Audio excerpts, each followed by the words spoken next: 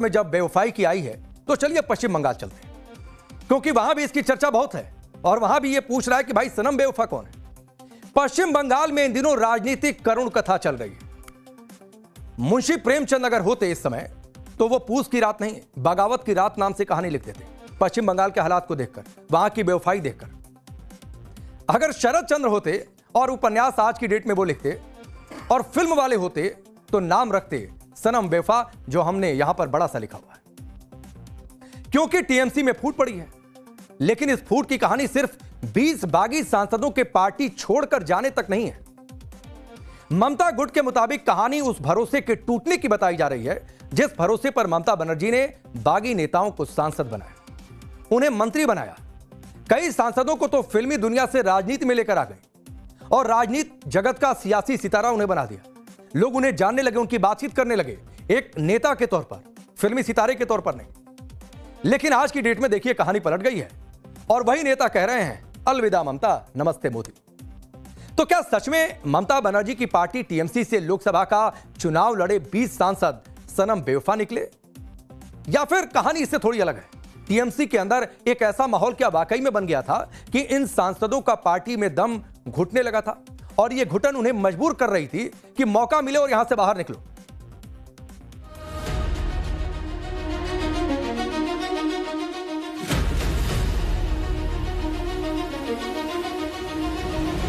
मैं आपको जवाब नहीं दूंगी, मैं जवाब सिर्फ अपने क्षेत्र के लोगों को। अरे कल तक जो कहते थे कि दिल में मदीना आंख में काबा, एक हवा के झोंके में तमाम ने सर झुका दिया। अभी नेशनलिस्ट सिटीजन पार्टी के साथ हम लोग मर्ज करके एनडीए के साथ काम करेंगे। जो लोग यहाँ पर एंटी भाजपा वोट से जीता है वो भाजपा का कैंप में जा रहा है। ये तो पूरा बेईमानी सिर्फ ममता दीदी या तृणमूल कांग्रेस से नहीं है, ये पूरा बेईमानी एक एक वोटर के साथ भी है। लोग चलाया इतना पार्टी, वही लोग रिस्पॉन्सिबल है इसके लिए। जो अपना गद्दार बोलता है ना, उसको बोलो अपना शीशा में मुंह देखे। तो चुनावी प्रचार था तो ओके टाटा बाय बाय खल्लास। फिर उसके बाद क्या हुआ तेरा वादा? अब लोग पूछ रहे हैं क्या हुआ तेरा वादा, कह रही हैं कि हम जनता को जवाब देंगे। तो ये पूरी कहानी फिल्मी सी दिखाई पड़ रही है और इसीलिए शुरुआत में हमने कुछ उपन्यासकारों की चर्चा की कि अगर आज की डेट में होते तो वो लिखते क्या।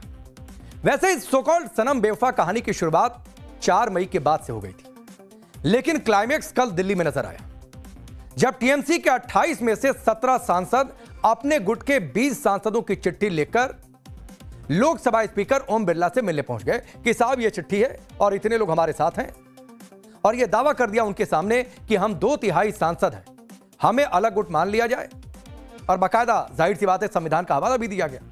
इतना ही नहीं, उन्होंने संसद में अलग बैठने की जगह भी मांगी कि हम ये विपक्ष के साथ अब बैठना नहीं चाहते हैं, अलग हटाइए हमें।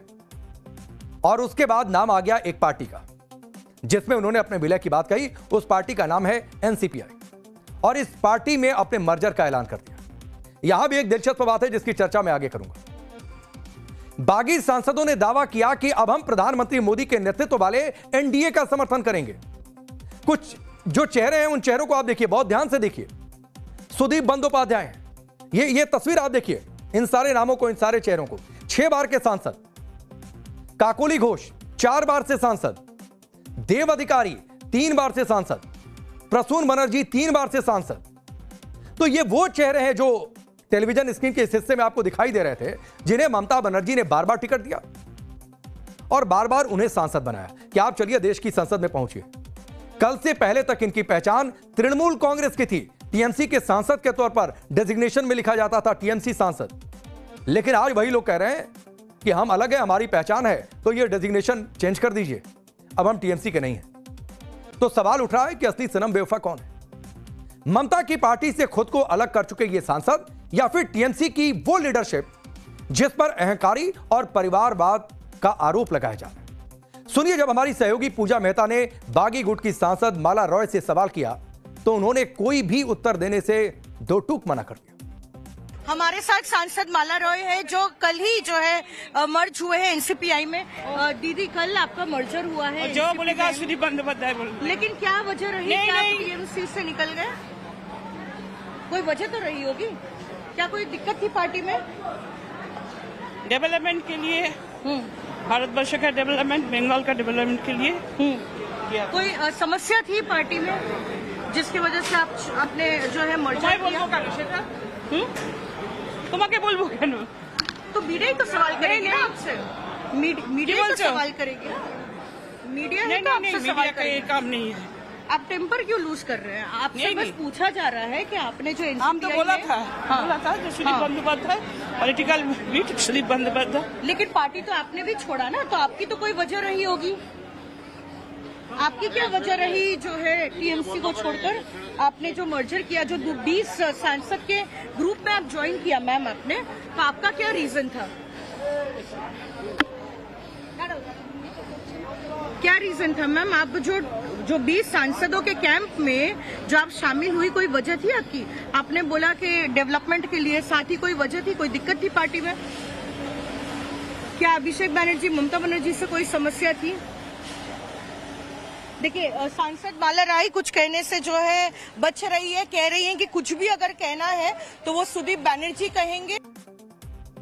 तो जवाब तो दिया नहीं, अलबत्ता मोबाइल हाथ में ले लिया कि सामने कुछ और पत्रकार हैं, वो कोई और सवाल ना पूछ लें। इन सांसदों पर फिलहाल पूरे देश की निगाहें। इन नेताओं के पुराने भाषणों को अगर आप याद करें तो ये वही नेता हैं जिन्हें 4 मई से पहले ममता बनर्जी में लोकतंत्र की देवी की छवि दिखाई देती थी। लेकिन बंगाल चुनाव में नरेंद्र मोदी की अगुवाई में बीजेपी को प्रचंड जीत मिली। इसके बाद लोकतंत्र का आज का फैसला मानकर नरेंद्र मोदी सरकार को मजबूत करने का फैसला किया। कल तक जो सांसद मोदी सरकार पर हमला बोल रहे थे, आज वही सांसद मोदी सरकार के सहयोगी बनने जा रहे हैं। तो क्या सच में इन सांसदों को अब टीएमसी में रहते नहीं बन रहा था, या फिर सत्ता की हवा बदलते ही सनम बेवफा हो गए? क्योंकि राजनीति में सिद्धांतों का मौसम भी बड़ा अजीब होता है, सत्ता और समय के हिसाब से बदलता रहता है। लेकिन इनके नए मुंह पर टीएमसी के प्रवक्ता कुणाल घोष ने आज क्या कुछ तंज कसा, सुनिए। भाजपा उनको नहीं लिया, दरवाजा बंद। ऐसे मेहमान है, आइए लेकिन अंदर मत, दूसरे किराया का घर दे देता हूं, वहां पर रहिए। तो ऐसे इसका कोई प्रेस्टीज ही नहीं है। अगर मर्जर का क्वेश्चन है, भाजपा क्यों नहीं उनको वेलकम किया? तो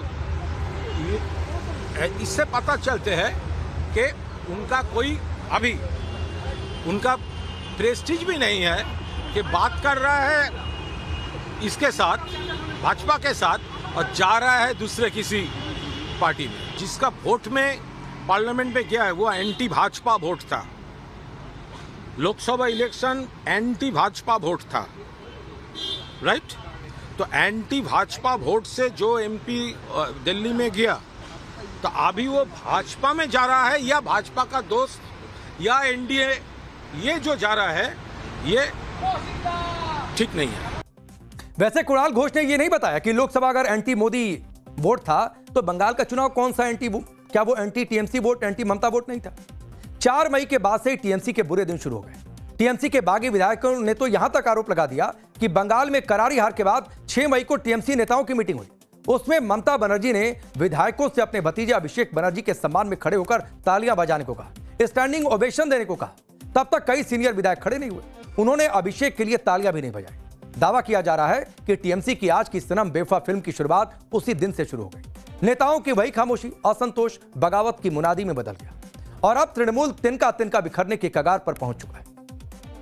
2011 से 2019 तक पार्टी के खिलाफ या ममता बनर्जी के खिलाफ किसी ने कोई भी बात की? कभी नहीं। 2019 के बाद क्या हुआ? गाय तस्करी का मामला सामने आया। किसका नाम आया उसमें? ईडी के इन्वेस्टिगेशन में अभिषेक बनर्जी। कोयला तस्करी, किसका नाम? Abhishek Banerjee. Teachers recruitment scam, किसका नाम? अभिषेक बनर्जी। अपने विधायकों का फर्जी साइन करने में किसका नाम? अभिषेक बनर्जी। अवैध निर्माण में कॉर्पोरेशन नोटिस जारी कर रहा है, किसका नाम? अभिषेक बनर्जी। आज कल्याण बनर्जी के ऊपर तो ईडी सीबीआई नहीं हो रहा, रिजू दत्ता के ऊपर तो ईडी सीबीआई नहीं हो रही है। 2021 के बाद पार्टी ममता दीदी के कंट्रोल में नहीं थी। पार्टी से लेके पूरा स्टेट का एडमिनिस्ट्रेशन, सारा चीज अभिषेक बनर्जी के हाथ में चला गया था। और क्योंकि ममता दीदी का अंधा सपोर्ट था उनके ऊपर, इसीलिए पार्टी के वरिष्ठ नेता हो, सांसद हो, विधायक हो या हमारे जैसे कार्यकर्ता हो, किसी की मुंह खोलने की कोई जुर्रत नहीं थी या कोई जगह भी नहीं था। सबसे दिलचस्प कहानी उस एनसीपीआई पार्टी की है जिसमें टीएमसी से चुनाव जीते 20 सांसद जाकर मिल गए। एनसीपीआई का पूरा नाम है nationalist citizens party of India. Nationalist citizens party of India यानी एनसीपीआई का रजिस्टर्ड पता पश्चिम बंगाल के हावड़ा के बानीपुर इलाके में। यह पार्टी सिर्फ 3 साल पुरानी है। 2022 में उत्तिया कुंडू और उनकी पत्नी शेवली कुंडू ने इस पार्टी को बनाया था। एनसीपीआई ने तब त्रिपुरा में चुनाव लड़ा। पार्टी को कुल जमा 1200 वोट भी नहीं मिले। तब एनसीपीआई पार्टी का नारा था दल बदलू नेताओं को नकारो। लेकिन आप विडंबना देखिए, कल उसी पार्टी में 20 सांसदों का विलय हो गया। यह वैसा ही है जैसे कोई नशा मुक्ति केंद्र का शराब फैक्ट्री खरीद ले। एनसीपीआई की फाउंडर रही शेवली कुंडू से जब हमारी सहयोगी पूजा ने सवाल किया तो उन्होंने इस विलय पर क्या कुछ कहा, उसे भी आप सुनिए। ये पार्टी के फॉर्मेशन के दौरान आप थे, कब ये पार्टी बनाई गई थी? 2022 में ये पार्टी बनाई गई थी। उसके बाद हम लोगों ने त्रिपुरा इलेक्शन में पार्टिसिपेट किया था। मैं बताना चाहती हूँ कि मैं कुछ दिन पहले इस पार्टी से रिजाइन कर चुकी हूँ, ठीक है।